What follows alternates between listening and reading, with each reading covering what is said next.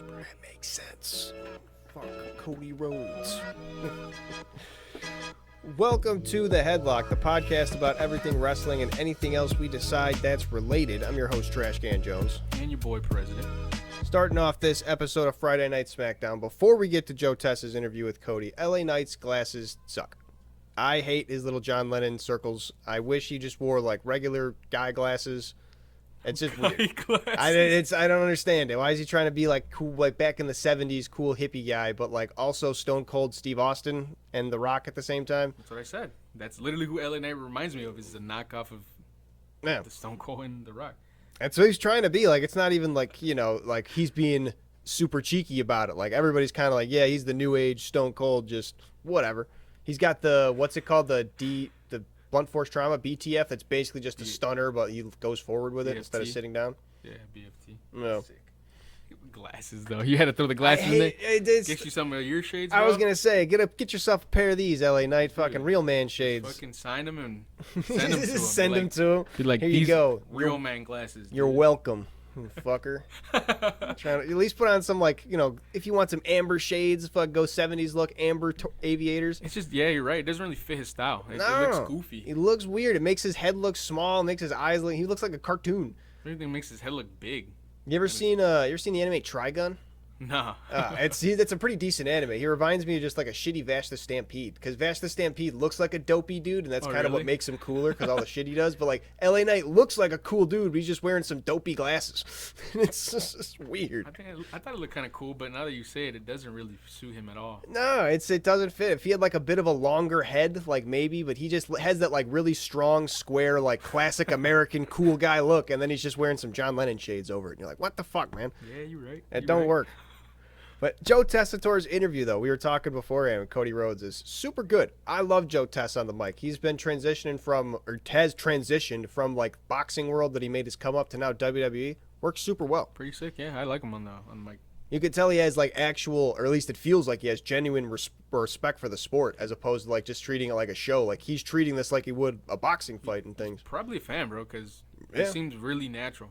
He knows what's going on. Like, he has been a commentator for like 20 plus years, so he could just be like the most professional of professional. But yeah, it seems like he really is into this shit. Yeah, because if you didn't really know about wrestling, bro, it wouldn't flow that well. Right. That's what I'm saying. It wouldn't come off like as genuine as it would. You would feel. You'd probably, it would sound like if he was reading off a damn cue card. Right.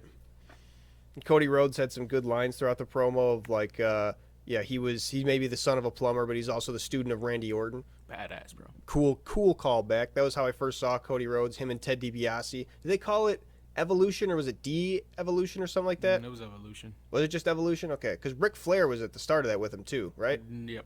It was Ric Flair, Batista, and Randy Orton was the original one, and then it became Randy Orton and the Ted DiBiase and Cody Rhodes afterwards, right? I'm pretty sure. Yeah. I gotta go from them three to them three. That's why I'm like, I don't know. Randy Orton really carried it, and he's like, I'm going to be the new, basically, like Ric Flair, the new stalwart, which, I mean, I guess it didn't really work out super well because I think Cody Rhodes went on to his solo career of, like, the undashing Cody Rhodes and different stuff to that. Yeah, when Ted DiBiase just fizzled out. Ted DiBiase was horrible. Yeah, he didn't really have anything going for him other than being the $1 million man's son. And I heard he was a scumbag in the locker room. Yeah? Fuck him. Fuck him. He's not on camera anymore anyway. Fuck him. Come at me. Yeah, that and when Cody was like, I don't know why you think, like, just because I'm a good guy, bro, it doesn't mean I could flip the switch and just fuck you up, bro. Yeah, he comes out with that fucking skull mask. Yeah. Like, he's got some badass shit. I'm WWE champion for a reason, my dude. You're just a fake champion parading around with a fake title. That picture of him with that torn pectoral in the middle of the ring, like he wrestled for after that. That was legit, bro. And you had Seth Rollins fucking poking at a kendo stick, bro. Like, yeah, that was horrible. The doctors were like, you should not be doing this. He's like, I don't give a fuck. I'm gonna my job, man. His mom was like, you're not doing this match. He's like, I'll watch me, mom. Sorry, Mama Rhodes. You finna watch it live, bro. Ugh. He's got some badass a badass backstory to him. Or what would you call that? Resume. That's what I was gonna say. Definitely don't put down Cody Rhodes. No, don't fuck with him. I would not want to fuck with him. So before Pretty Deadly's match, they had that little bit of going where what's their thing? DIY is their tag name. The DIY. titles. I haven't really seen them wrestle besides the what you call it. Johnny Gargano and Tomas. Yeah, I haven't really seen a whole lot of them. They're come up on the tag like be getting the champion. So I don't really like know how much they deserve to be champions. I mean, they deserve it in the sense of they put their dues in, bro. Like, yeah, they've been in the company for so long, but they've never been able to break the NXT roster. Yeah. As of just recently. All right. So they're like finally getting their one shot. And what are they doing with it besides just having Pretty Deadly do some shit for them every once in a while? I mean, nothing really, bro. I feel like it's getting stale with them already. Right. My girl came in and saw Pretty Deadly, and she said wrestling is just drag race for men. Because she saw their outfits. Not everybody dresses like that, dude. All right? It was pretty funny, though. That was her first thought. She's like, this is just drag race for men. You should get her in a headlock, wrench her real good. You don't say that. Nah, but of course, when we see that, we're like, what is that? Right. They like got the chest hair over it and stuff. They're meant to be like jokes. Like, that's what I told her. Like, they're the guys that just get beat up. But as I said that, Pretty Deadly came out in that match fucking it up. Like, they were tearing shit up. I said that last week, bro. I was like, I'm telling you, yes, they're corny, bro, but Pretty Deadly can move in the ring. Yeah, and the announcers were even calling it out. Like, they're actually going, like, harder than they've ever gone these past couple weeks. Because they're in there with Motor City Machine Gun, bro. I'm telling you, if you're not, they're not going to throw you in with them, bro, if you can't hang with them. That's true. And they did some rough shit. There was especially one spot in there where, who was it that took it? Saban off the post. Like, he took a to the face for real. Bro. Like, you saw him stop and be like, ooh, I got all my teeth. Might be bleeding. Like, he's like checking his teeth. Like, is they all still there type shit? It was woo. Pretty Deadly put the hurting on Chris Sabin, bro. Real bad. That was some. They were smart. Like, just seeing them, like, you would not think that they would come out with this match the way they came out. Yeah. They planned it out, you could tell, and they were just fucking him up. They had a lot to do. That was a really good match. I did not expect it because it was literally like my girl said that line. I was like, yeah, they're the joke characters. And I watched the match after. I was like, they ain't no fucking joke. I told you. They're pretty good. I told you because when they did that match with Legado de Fantasmas, bro, I was like, they're throwing them in with some good guys. Yeah. They're people who can work. It's a shame they got the joke gimmick, but maybe they'll break up and get a little bit different of shit. Well, I mean, like you said, bro, the commentators are even saying that, like, they held their own against Motor City, so it's like, yeah, they might get that push later on. I don't know. Even if they're just the jokes right now, they got that disco ball entrance. That seems like a whole big ass thing. Why are they getting so much attention? I thought it was fake because you know how they do like the fake, right? The little 3D things that come out of the screen. Stuff, and I was literally looking at my TVs like, oh my god, like that's a legit, real ass. That's a real disco ball. And it was big as fuck. Huge. That's why I thought it was fake. I was like, that's not real, bro. Why are they doing that for Pretty Deadly? Like, that seems like a lot of Put work some respect and effort on their name, bro. Right? You were impressed. Yeah, I was. As soon as I saw that, I was like, okay, if they're really gonna make these the disco guys, let's bring disco back. Run some ABBA, fucking have these guys dancing down. They pulled out all their tag tricks, bro. Everything. It was some cool shit. They took Chris Sabin out, but Chris Sabin was able to eventually get Alex Shelley in the mix. And I was gonna say they had, I think it was Shelley that hit the DDT and flatliner at the same time. Pretty sweet, sick, bro. Pretty sweet. They had a lot of different creative tag moves. That's why when you see them wrestle, bro, it's like you know that they're at the caliber they should be holding titles right now. Yeah. Motor City Machine Guns, absolutely. They just got into WWE though, right? Like recently? Yeah. I was gonna say they were on some independent promotion. No, they were with TNA. Oh, okay. Yeah, they were with TNA. Nice.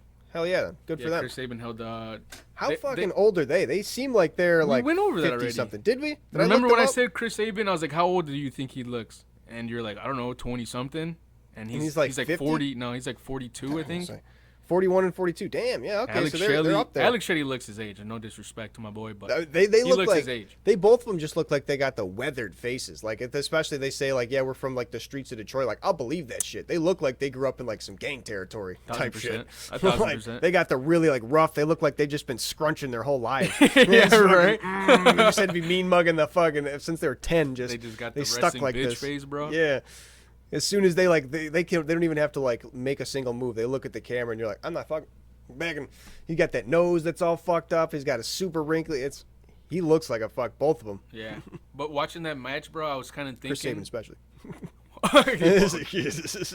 I was watching that match and like seeing how good Pretty Deadly looked, bro, and I was like, maybe they're setting up.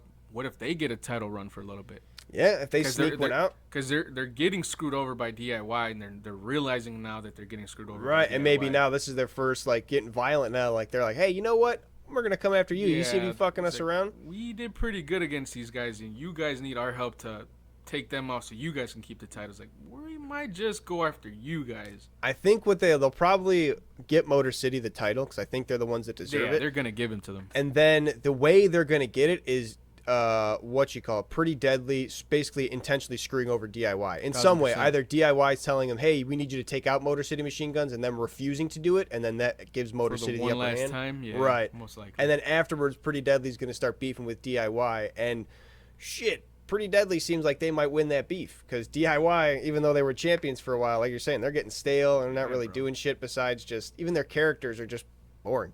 One of them's angry, one of them's not. One of them's a big guy, one of them's a tiny guy. Just being like a big Mario and Luigi type shit. Gargano's starting to be he's starting to be the more meaner guy, and it looks like Ciampa is being the more chill-headed right now. I wonder what that's going to turn out to be. Yeah, but then obviously Motor City Machine Gun Bro was just too much for Pretty Deadly. And they ended again on the, what's their tag? Skull and Crossbones? The Skull and Bones, yeah, some good shit. I don't really like, I think it's Chris Sabin, the guy that wears the hood that has like the spikes on it. I think that looks dumb. I don't like that little hood. He's always done that. That's cool if that's his thing. I just think that's like some like teenager punk shit where you're just like, oh, I fucking love this hoodie, man. Well, I mean, he probably cut the sleeves off it. Makes sense, bro. He does the road like Detroit stuff, so I guess, man. It fits in, but I know what you mean. It looks. Just take the spikes off and just wear the hood because it looks cool, like the cut off hoodie, especially if it's made of like denim. Throw the spikes on the shoulders or something. Right, some shit like that. Just I don't know, the mohawk of spikes. It just looks a little too childish. Yeah, I see what you mean. Like a little. If I expect that to be like, you know, like on have some like dinosaur eyes on the other side, you know, like some shit. Like I feel like you got it from Target at the little kid section. I feel like it might be some shit like you bought it that way. It's not a jacket that you cut the sleeves off, which it should be. You're from Detroit, man. If you're gonna be from the hard place. Oh, I thought what was funny is after that match we see Miz talking to Nick Aldis saying that now that he's with SmackDown, but then he's like, wait, what? He's like, I'm on SmackDown. He's like, yeah, the White Six are here. He's like, I left. Is that so? The Miz have beef with the Wyatts? Yep. I never knew that. That's why the Miz kind of teamed up with the AOA and Karrion Kross to help take out the White Six. Okay. Because I'm pretty sure the Miz was like, I helped get the White Six to SmackDown so we could stay away from each other. He's like, and now you're sending me to SmackDown. He's like, crap. Oh no. He's like, I gotta find somebody to help me out. Right. And it cuts to KO's promo.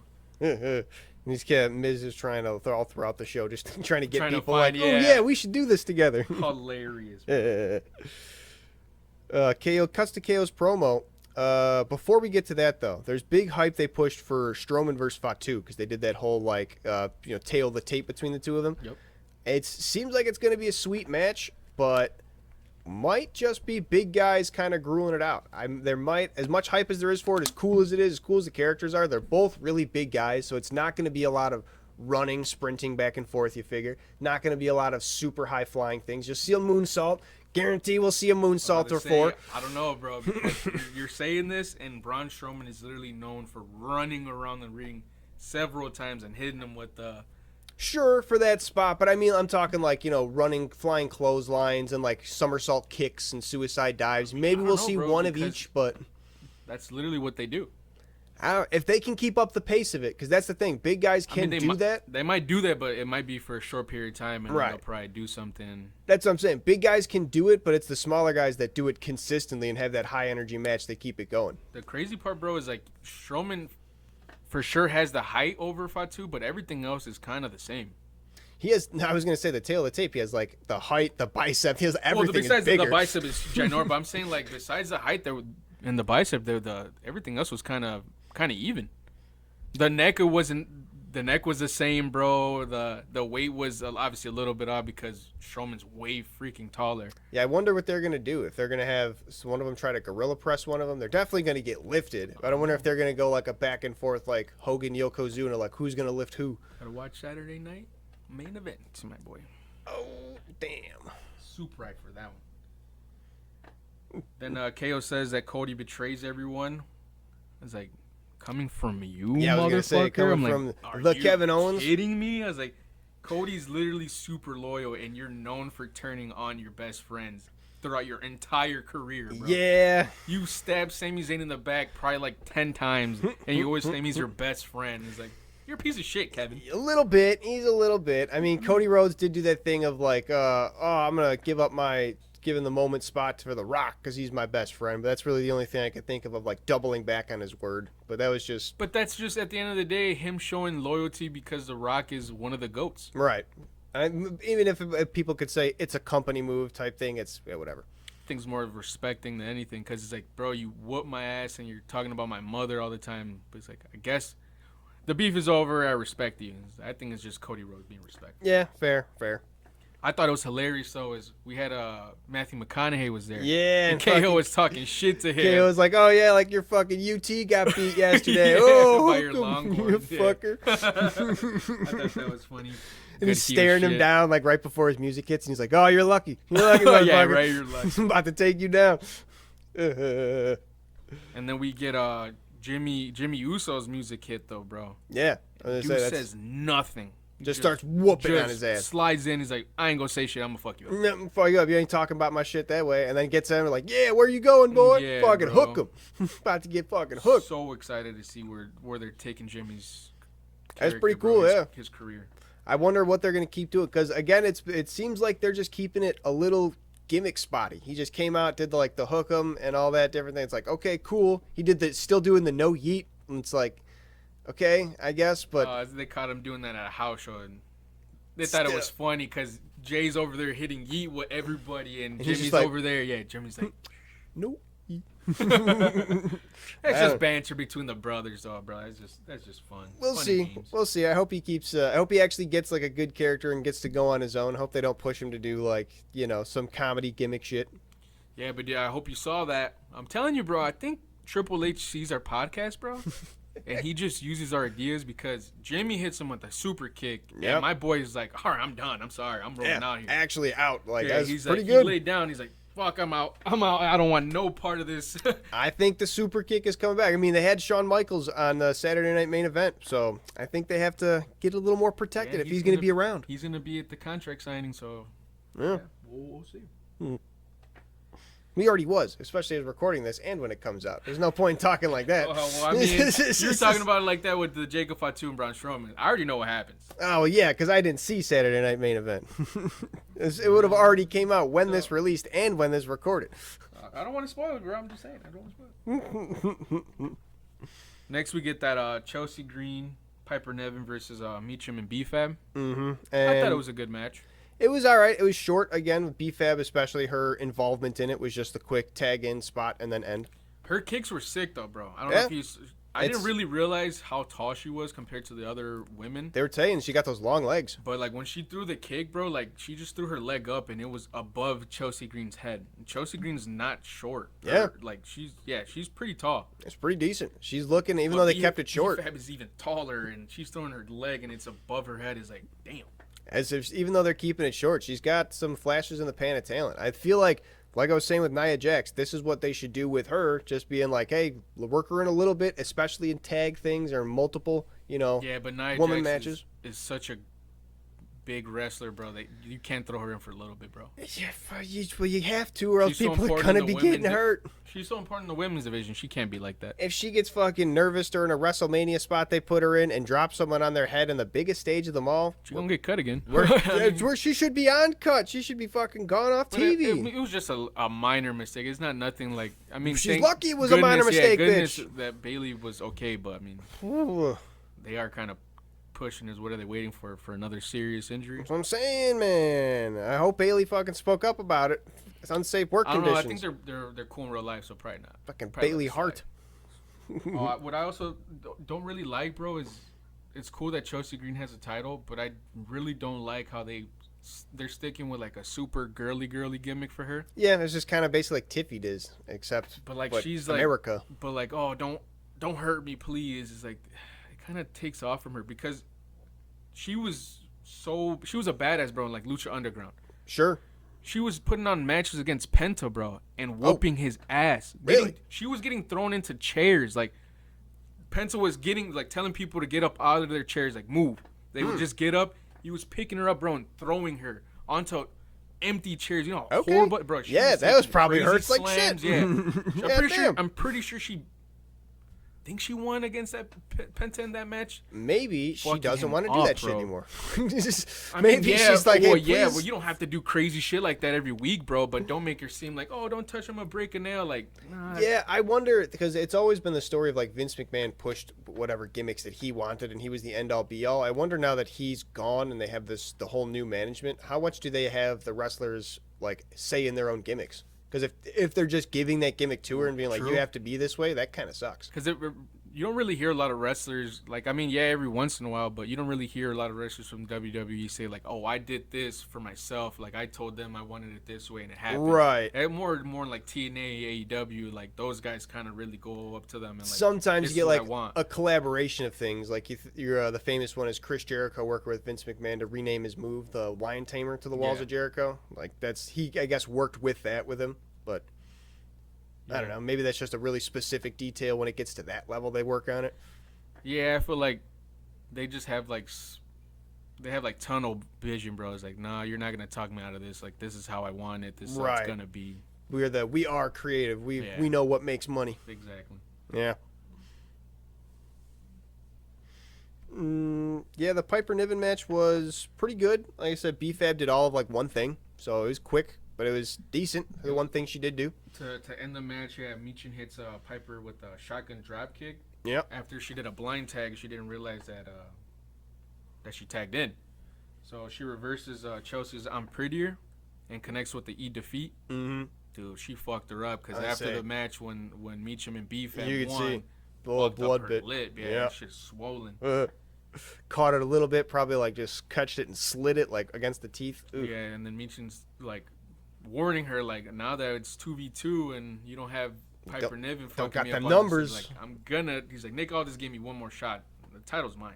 Get that shit. And Chelsea Green looks scared, so we'll see how that goes. Especially, they're probably just setting it up for that because, yeah, she's doing the whole thing of like, oh, don't hurt me. So now she's going to be like a little bit weaker come the title shot. She's not going to be as used to action. Either that or she's like, I got to step it the fuck up, and she just goes full beast mode and just fucks up Meechin. Could be. We'll see. If she actually like brings up like, I used to be in Lucha Underground. Fucking you up. And then we get a surprising, I thought it was a commercial. Charlotte Flair's return. Bro. Yeah. In She's the finally Royal back. Rumble. She's finally back, bro. It's going to be so sick. That's going to be wild. I wonder what the hell is that going to be. You think she's going to win the Women's Royal Rumble? 1,000%. She's taking that, bro. Yeah, I can't think of anybody else because the other storyline of what you call her all kind of contained with themselves. Yep. What do you think she's going to do with it, though? She wins. Rhea. Yeah? She's going after Rhea. You don't think Nia Jax is going to win the Rumble? Seems Hell like no. she's on that warpath of They shit. every year, or not every year, but when they usually throw Nia Jax in the Rumble, it's always the same thing. She'll throw a couple people over, but then people are like, all right, let's stop gotta this. team and up. They always team up on her and throw her out. So they'll probably end up doing that again. Fair. I definitely see them giving it to Charlotte. And going after Rhea Ripley. That'd be a good one. That'd be a good feud, I think. That'd be huge. I mean, they've already feuded in the past, so Have they? In the time I didn't watch. yeah. Makes sense. Why was Charlotte Flair out for so long? I think it was her ACL. Damn. That sucks, especially Yeah, she that was out old. for- That's going to be a I don't rough think one. she's that old. Well, I mean, once you get past like the age of like 35, 40, True, right? right. You're not repairing the same way. Yeah, you're right. Especially if you got to get surgery. She's not that old though. So I mean, she's yoked, bro. I mean, she stays fit. She's a gym rat too. And then her husband being Andrade, I don't know if you knew that. No. Hell yeah. That dude's a huge gym rat too. So they stay working out, bro. All right. Good for her. Hopefully she's coming back 100%. No Yeah, kink she in her took her step. time. Yeah, she took her time with this injury, bro. You can't force that shit. Hell yeah. Especially like you said, now that she is a little bit older, you can't rush that. Nice. So it goes on to this whole thing like we were talking about in the last episode of just the whole like every singles woman getting out there. Why does Rhea interrupt Tiffy? Because she doesn't even get to actually do anything before she gets interrupted again. It's really just like, I'm on your show now just to come out here and do nothing. Yeah, I mean, like I said, they're just leading up to the Rumble, but I think she was kind of paying her respect. She was like, I respect what you did to Nia to take the title. It's like, kind of takes a lot.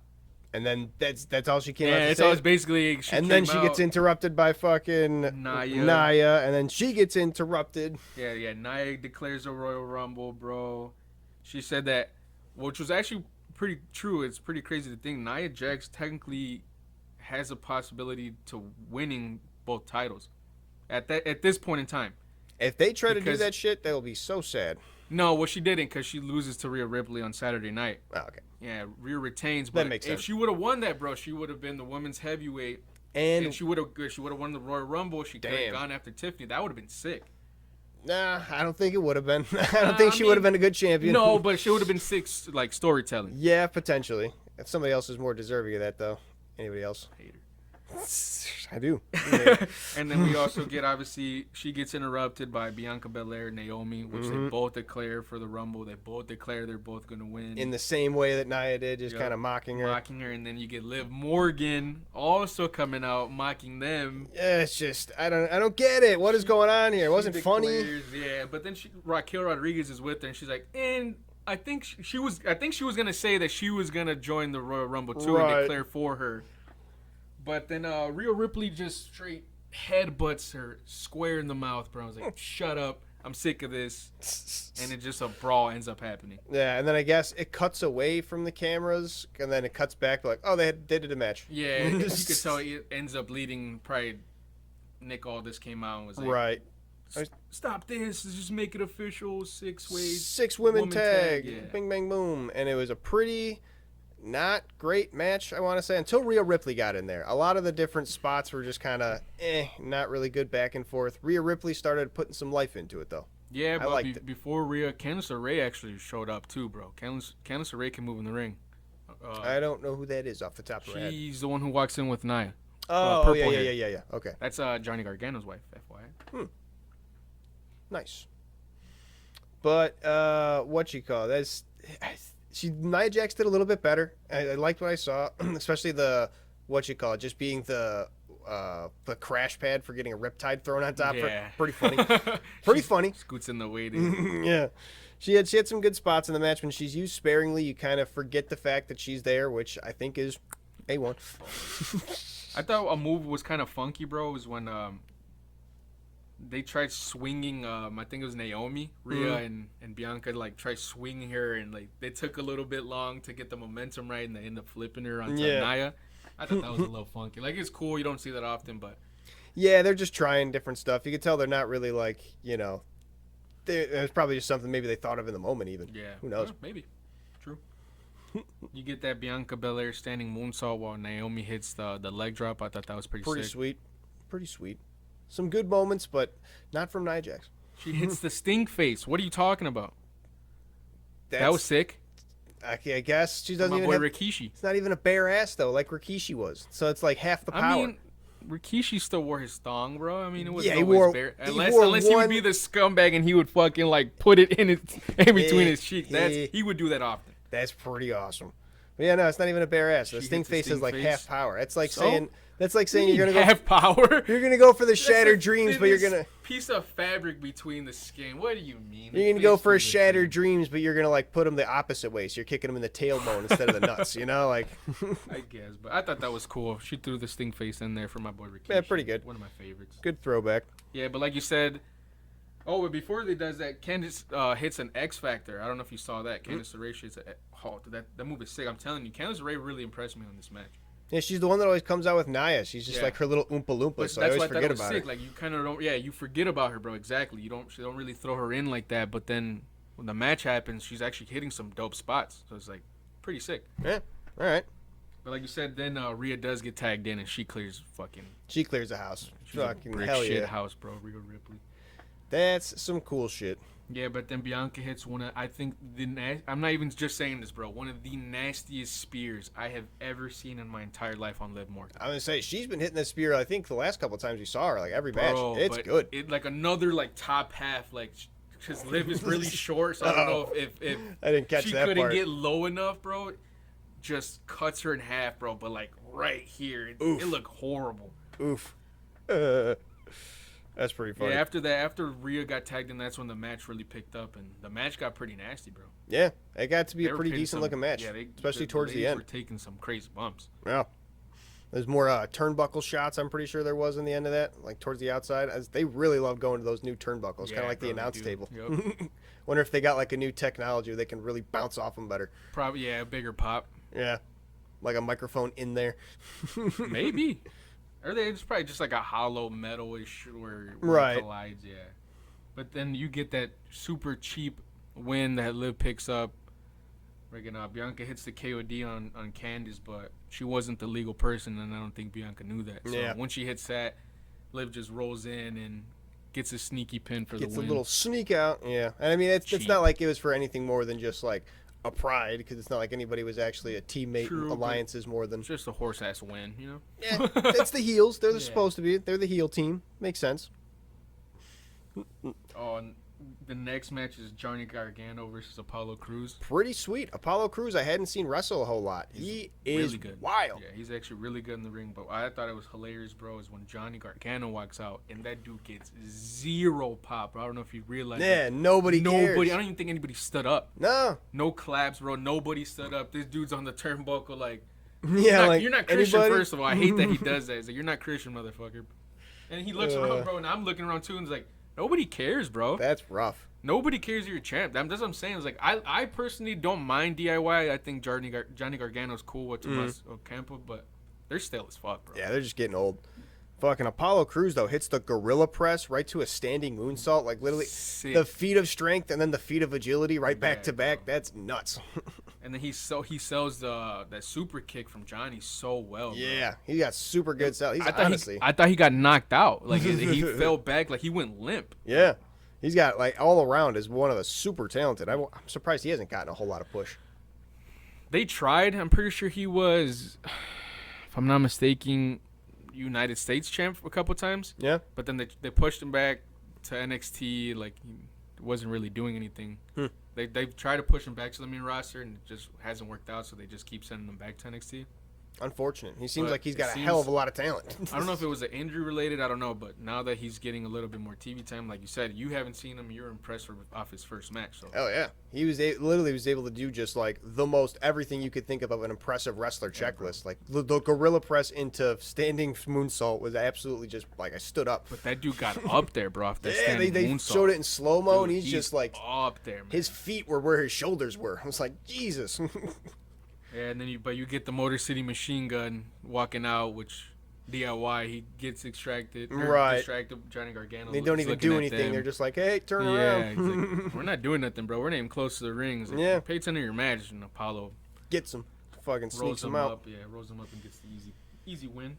Easy win. I feel like it's sort of necessary to push that like tag feud, but I don't think Apollo Crews needed that. Apollo Crews could have just slammed him, treated Johnny Gargano like a little piece of shit. If he's already going to be on the way out losing the title, give him a couple squashes. Sure, but you can't do that to Johnny Gargano, bro. While he's champion, that makes sense. You can't squash him that easy. Yeah, especially not Apollo Crews, who hasn't been doing much lately. Fair. Give him the win, but give him a cheap one. Fair. I see the logic. LA Knight cuts a promo after that. Little corny, but I figure that's his whole gimmick, just being corny. He tries to be like The Rock. He can get the crowd going. Don't get me wrong. I mess with LA Knight. I'm not trying to hate on him, but he's like...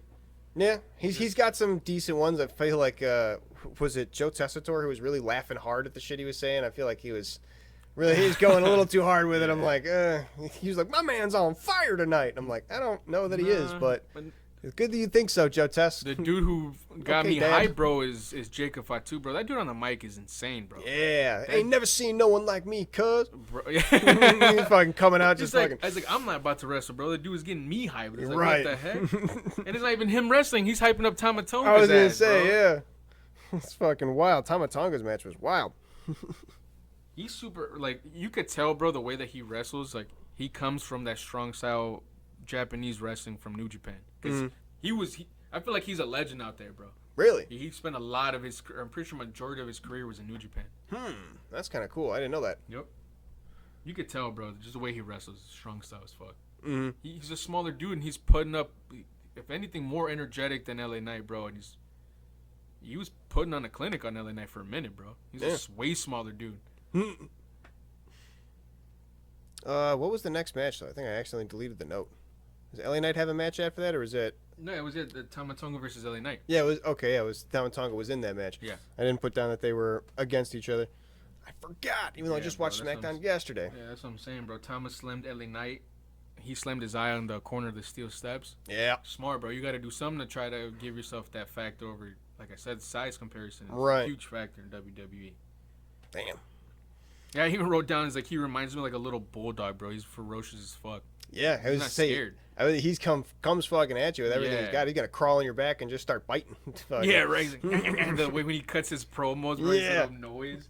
He hits the jumping DDT on LA Knight, bro. I thought that was a sick moveset. There was like a suplex reversal into a neck breaker too, where he just like flipped down and then boom, slam. Yeah, bro. Looks fucking brutal. That's what I'm saying, bro. I feel like he's the type of wrestler like he would do anything for the win. Like he don't care. Tama Tonga. Damn.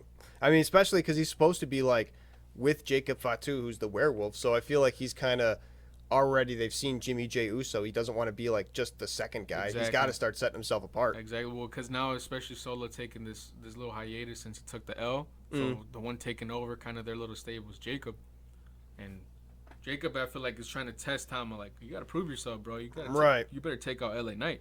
Yeah, you better fucking take his ass out. So don't they go after him after the bell too? Yeah, because LA Knight ends up taking the win off the BFT, Blunt Force Trauma, and Tama, and then Fatu immediately afterwards just starts whooping his ass. Not gonna have this, bro. I wonder if that's gonna come into play if Jacob Fatu is gonna now be like trying to push Tama Tonga away. Like, you're fucking weak. I don't even need your ass. Maybe eventually, maybe. Tama Tonga's gonna have to start pulling his weight though. Right. So I'm saying if he's keeps losing matches, he's not gonna be pulling his weight. Yeah, and then LA Knight obviously loses and Jacob starts whooping on him, but then we get Braun Strowman's music. Dude comes out.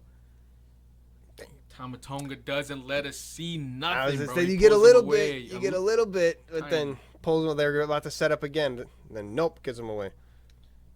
Oh, and then we get after this match, we get A-Town Down Under was with the Miz. Yeah. And the Miz is like, oh, we're gonna be rich. He's like, we're gonna do Marine 7. Marine 7. He's like, you and me, Marine 7. They're like, oh, we're gonna be rich. Hell yeah, dude. And they're like, oh yeah, you guys are going to Raw. They're like, sweet, all right. Yeah, Nick Aldis is like, yeah, pack your bags. You're going to Raw. And they're like, oh, I say, dude, we're going to Raw. He's like, we're still gonna be rich. Yeah, he's like, just good luck on Marine 7. Yeah, he's like, by the way, we're going to Raw. We're still gonna be rich.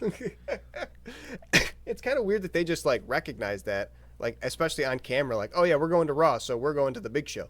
Yeah, bro. Like, it's Friday Night SmackDown. You would think Friday night would be the bigger show. It's Friday fucking night. Yeah, I always hated that. We talked about this.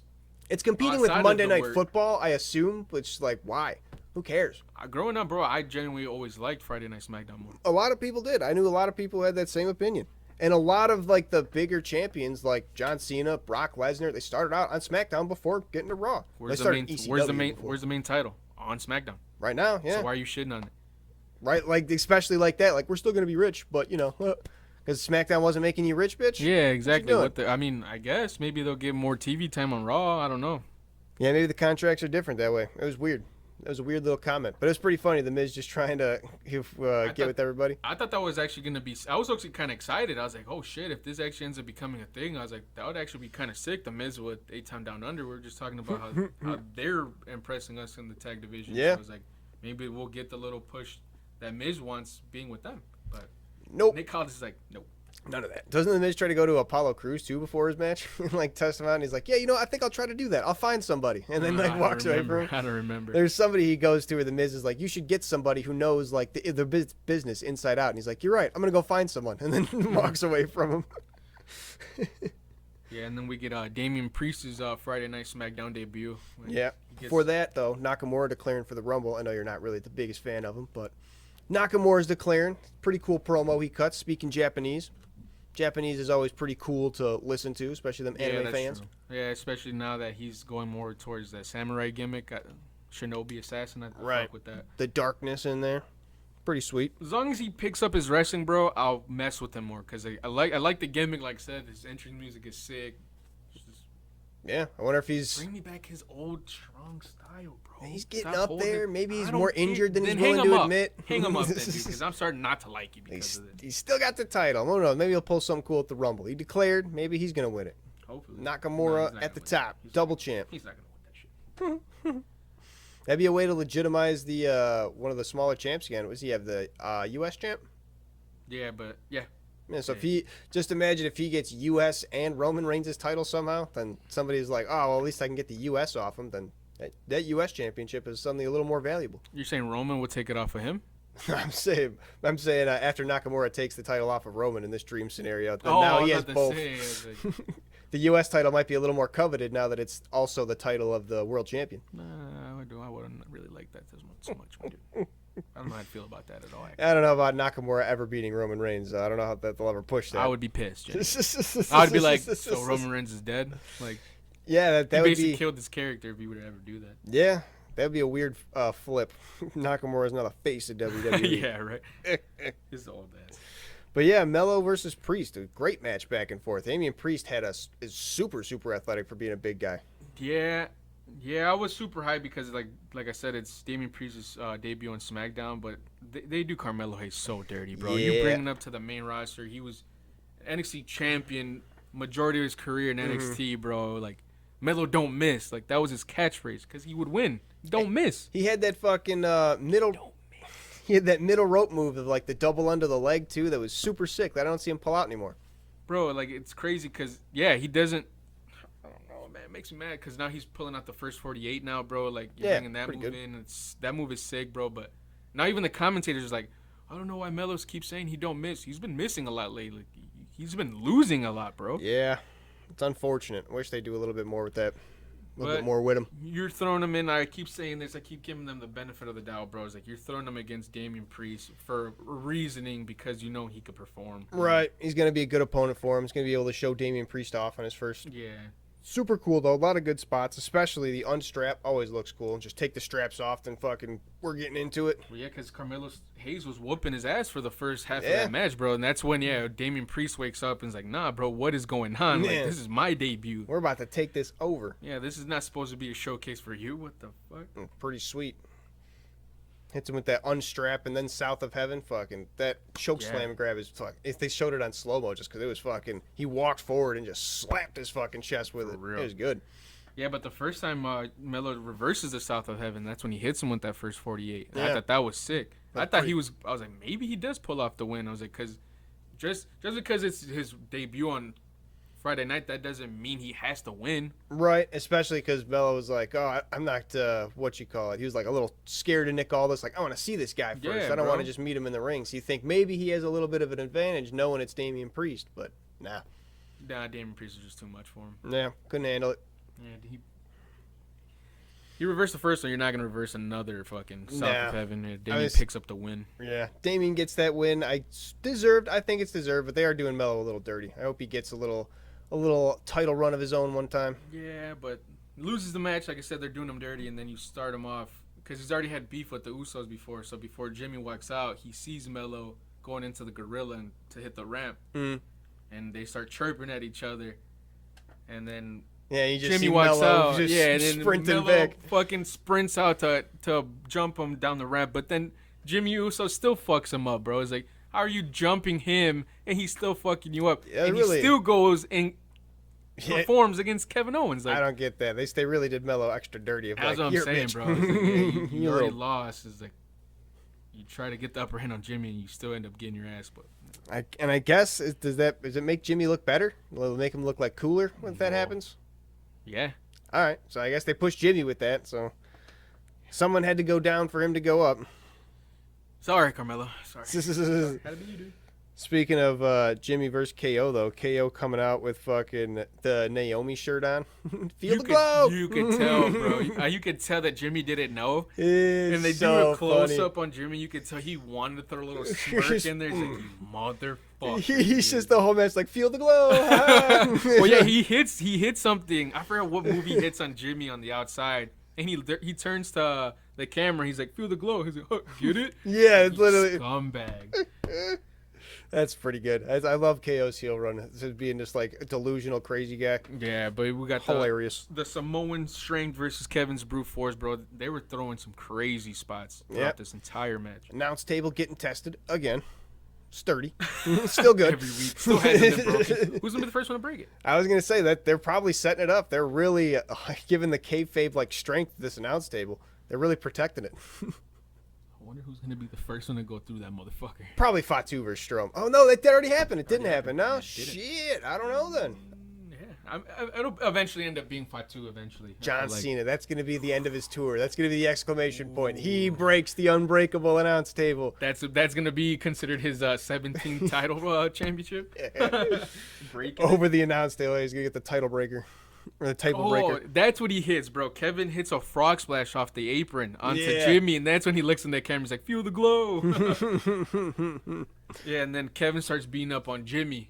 And then I thought it was hilarious, bro. The camera starts panning out for a commercial, and you see Kevin looking at Matthew McConaughey. He's like, all right. Yeah. He hits him down. He's like, how about that? All right. Hilarious. That shit's great. Super kick sucks, though. 2 times. 3 times he hits with that shit, and he's not dead. He's alive. He's alive. He has all his teeth in, and he's alive, and it's fucking terrible. The super kick's dead. It's not dead, dude. It is dead. Or that motherfucker just doesn't know how to do it. Dude. You need like I miss like somebody just getting super kicked and then like jumping backwards and dying, like just falling to the floor and they're just they have to get carted out. Cover and then that's it. They're not moving after the win. They're just getting carted out because their neck is now separated. But that's C3. That's because other promotions fucked it up. I don't even think WWE was doing right by it, bro. It was other promotions kind of fucking it up. AEW kicked it into the dirt, but WWE didn't have to. They could have just kept it going. They couldn't let the Usos not do super kicks. Well, because I mean, they were probably like, well, might as well just do it with them because at least we get to throw 15 super kicks. I mean, what do you mean at least? You just make the work. You're not doing anything besides making the move shitty. There's no at least. At least I get to see it more. What do you mean? That's a plus. Nah, I said super kick to the stomach. Then do basement super kicks if you really want to do them. Kick them in the leg, then a little super kick. So it's not super, but it's just a kick. It looks like a super kick. It seems like it would hurt. It's bullshit. They did 3 super kicks in a row. He kicks out of them. Just like, who cares? Hit him with another 10 super kicks. For real. And then KO just ends it on 1 pop-up power bomb. Right. And that's how it ends. It's like, damn it. It's fucking... You can take the super kicks, but you can't take 1 power bomb. Right. How many fucking... super kicks dead. Hate it. Then it goes to the end where, KO's about to start beating up on him again after he's going crazy. Heel run. Makes sense. Sami Zayn comes out. Try and fucking... Oh, wait, no. No, it's Cody Rhodes, dude. Cody Rhodes that comes out. Sorry. Gosh. Sorry. Stand up, dude. I'm gonna drop you through the table right now. I was stuck on Raw. I had the wrong note out. Yeah, it was Cody Rhodes. Cody Rhodes came out. Prolonging that beef for Saturday, bro. That was... Can't wait. Oh, we're not even going to be able to talk about that Saturday main event because... You can talk about it. You're just not You're going to spoil it for me, but I don't give a shit. Co-host didn't get to watch. It's all right. Next time, for next Saturday, we'll try to live stream if that's what you guys want. If I can. Because I don't know. I can't watch that shit. It's on Peacock or whatever. God, I'm saying we get to do something together, live stream. Got to, yeah. If you guys want, that's what we're planning on doing on this Royal Rumble coming up. We might surprise you guys to do a little live event. That'd be sweet. Live on Royal Rumble, too. That'd be... super. So you guys get to see our genuine reactions. All the surprise entrance and shit. That'd be wild. So if you guys want to see that, let us know. But that about wraps up Friday. That's all this episode of SmackDown. Got nothing else for it. Except they did stuff off the air at the end of this one, too. Same with Raw. They were about to do some stuff, and then it just fucking cuts out. So the live audience got a little bit. Probably next SmackDown, we're going to see what happened after the cameras cut. Yeah, which they always end up doing for the people that actually buy the tickets. They always get the little extra stuff than the people at home. Right. Well, thanks for listening to this episode of The Headlock. If you liked it, share it around with everybody that you know that would enjoy wrestling. I've been your host, Trash Can Jones. And your boy, President. Peace out.